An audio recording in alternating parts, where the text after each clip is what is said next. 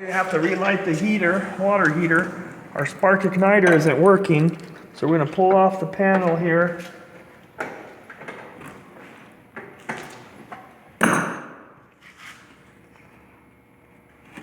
All right, I'm gonna pull off the panel and light it manually.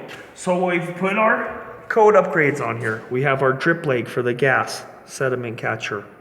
We have our pan, water pan. We have our earthquake straps. We have two of them, 118 inches from the bottom, 118 inches from the top. We removed our copper line, flex copper line, because it reduces from 3/4 to a smaller diameter. The steel flex line does not reduce any of the 3/4 inch. So we're able to use the steel.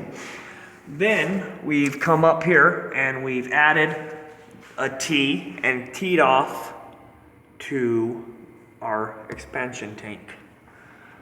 We've rehooked our vent up and our water is full. We have filled our water and we're all set to go.